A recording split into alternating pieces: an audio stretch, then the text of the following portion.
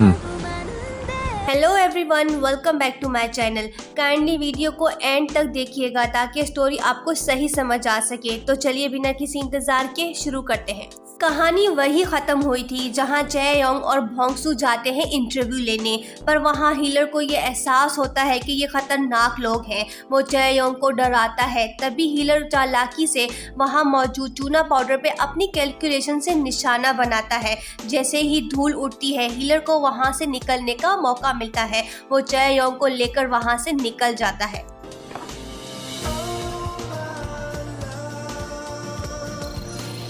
Healer चेयोंग को सही सलामत छोड़ के मोनसेक के आदमी का पीछा करता है। वहीं वो उसका मोबाइल लेता है ताकि पता चले कि कौन है इसके पीछे। जब वो मोबाइल रिकॉर्डिंग सुनता है तो उस आदमी का बॉस उसमें हीलर को मारने का कहा होता है।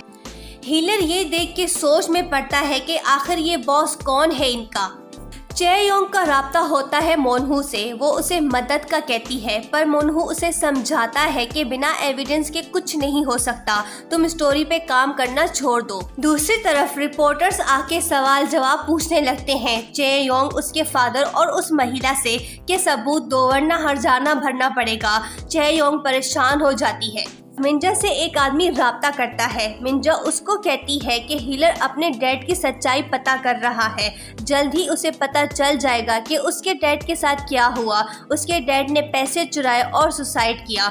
बाद में हमें पता चलता है कि जिस आदमी ने मिंजा से राब्ता किया वो ओरिजिनल हीलर है, जो कि 5 फ्रेंड में से है। वो भी हीलर को लेकर परेशान होता है। मोनसेक मिलता है एक आदमी से, पर यहाँ ये पता चलता है कि ये मोनसेक का बॉस है। वो उनके लिए काम करता है। वो मोनसेक को मेयर के कैंडिडेट को सेव करने और उसके ऊपर लगाए इल्जाम को साफ करने का बोलता है।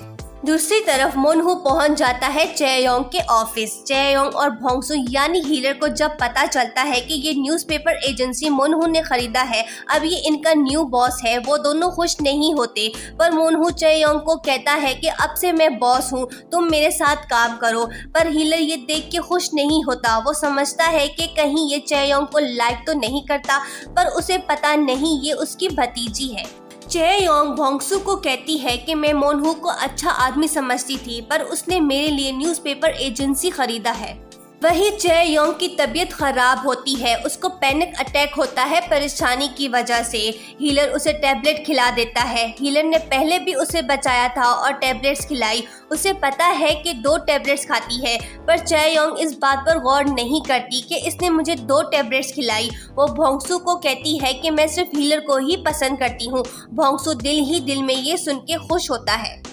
हीलर उसी आदमी के पास पहुंच जाता है जिसने चेयोंग को डराया था। वो वहां जाके सबूत ढूंढता है। हीलर को एक हार्ड ड्राइव मिलता है, वो उसे लेता है, पर हीलर उस दिन का बदला उसे खूब मार कर लेता है जिस दिन चेयोंग को डराया था। हीलर उसको कहता है कि आज के बाद किसी को डराया या किसी महिला पे हाथ उठाया तो मुझसे बुरा कोई नहीं होगा। हीलर एक दिन चेयोंग को मैसेज करके रूफटॉप आने को बोलता है ताकि जो प्रूफ उसे मिला है वो उसे दे सके, पर चेयोंग कहती है कि तुम आके मुझसे बात करो, मैं तुम्हारा फेस नहीं देखूंगी। वो अपनी आंखें बंद करती है। हीलर उसके पास आता है। तभी चेयोंग मिलती है हीलर से पहली मर्तबा और उसे कहती है कि तुम कौन हो, तुम मेरे भाई हो या फादर हो जो मुझे प्रोटेक्ट कर रहे हो। तुमने मेरे नेल्स का सैंपल डीएनए के लिए लिया था ना।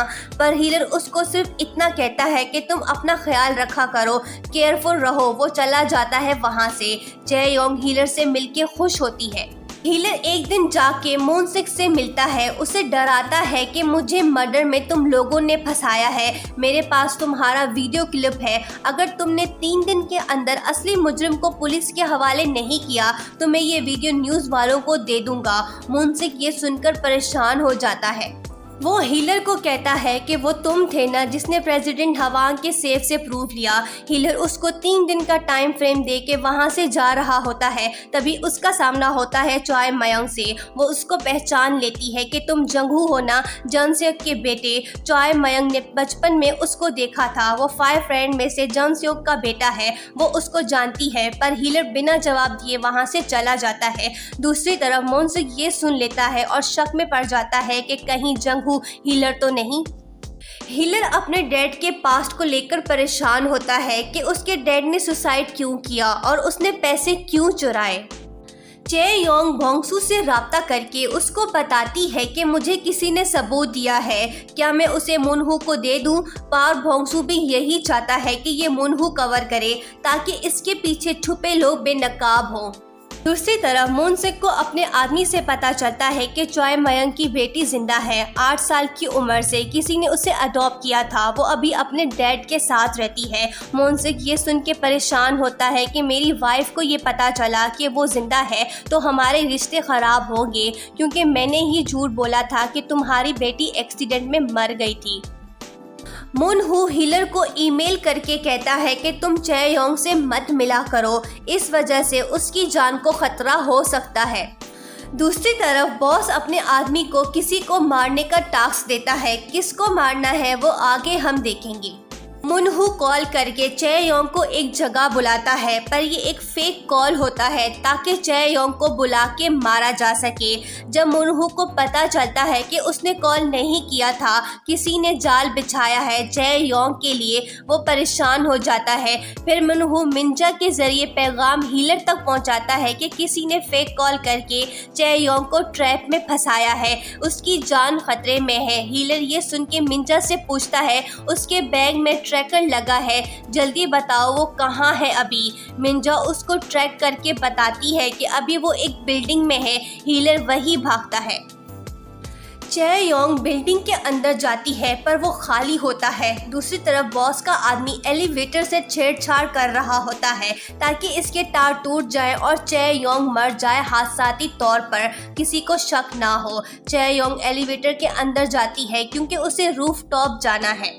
हीलर भी तेजी से कार दौड़ा के वहां आ रहा होता है। दूसरी तरफ एलिवेटर बंद हो जाता है और चे योंग की तबीयत खराब होने लगती है। हीलर भी वहां पहुंच जाता है। वो इधर उधर देखता है तो उसे लिफ्ट से आवाजें सुनाई देती हैं। वो उसे खोलने की कोशिश करता है पर कामयाब नहीं होता। फिर वो भागता है रूफ टॉप ताकि लिफ्ट के ऊपर से आ सके। वो रस्सी लेकर जंप करता है लिफ्ट के ऊपर। वो लिफ्ट के अंदर पहुंच जाता है, लेकिन टाइम बहुत ही कम है। लिफ्ट के वायर किसी भी वक्त टूटने वाले हैं और वो दोनों मर सकते हैं। हीलर चे योंग को रस्सी बांध के वहां से जैसे ही उठाता है तो रस्सी टूट जाती है। हीलर बाय चांस उसी रस्सी पे जंप करके उसको पकड़ लेता है। लिफ्ट नीचे जाता है लेकिन वो बचा लेता है एंड टाइम पे चे योंग को, और फिर हीलर उसे रूफ टॉप ले जाता है। रूफ टॉप पे चे योंग उसको कहती है कि तुमने मेरी वजह से अपनी जान खतरे में क्यों डाली, तुम मर जाते तो। हीलर उसकी बातें सुनकर टेंस होता है, जाके उसका हाथ पकड़ लेता है। फिर मुनहू भी वहां पहुंच जाता है। हीलर को जाना पड़ता है। चे योंग रोते हुए कहती है कि मैं आज मरने वाली थी, हीलर ने मुझे बचाया है अपनी जान खतरे में डाल के। मुनहू अपनी भतीजी को सही सलामत देख खुश होता है। हीलर मिंजा को कहता है कि किसी ने जानबूझ के एलिवेटर पे छेड़छाड़ किया है, पता लगाओ ये कौन हो सकता है। बिल्डिंग के सीसीटीवी कैमरास देखो।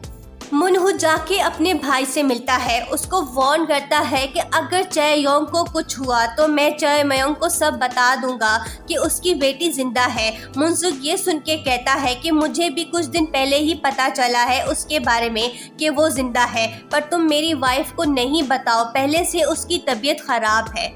एक रात चे योंग आ रही होती है, तभी उसको महसूस होता है कि हीलर उसके आसपास है।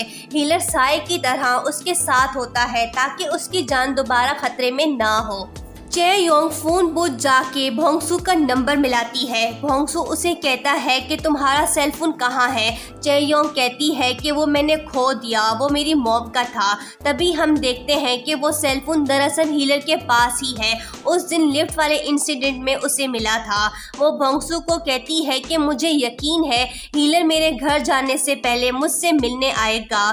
दूसरी तरफ हीलर ये प्यार भरे लफ्ज सुन के टेंस होता है कि वो नहीं जा सकता उसके पास। चे योंग पेपर से स्टार बना रही होती है। चे योंग के जाने के बाद हीलर फोन बूथ आके वो पेपर से बनाए स्टार को लेके अपने पास रखता है।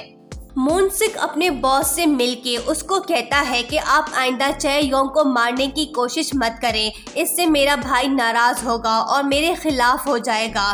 बॉस भी उसे यकीन दिलाता है कि आइंदा हम ख्याल रखेंगे। हीलर एक दिन बाघ भोंकसू बन के चय योंग को लेकर आता है रूफटॉप। वहीं वो उसे सरप्राइज करके प्रपोज करता है, पर चय योंग कहती है कि मैं किसी और को लाइक करती हूँ, वो हीलर है।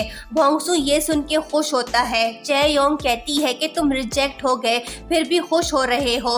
वो कहता है कि सही है, तुम उसे पसंद करती हो, मुझे नहीं। हीलर दिल में सोचता है कि मैं भोंकसू बन के रिजेक्ट तो हो गया, लेकिन हीलर बन के उसके दिल में हूँ, मेरे लिए यही काफी है। एक रात ओरिजिनल हीलर आग के मिलता है हीलर से। यहाँ हमें ये पता चलता है कि यही इसका मास्टर है जिसने इसको ट्रेन किया।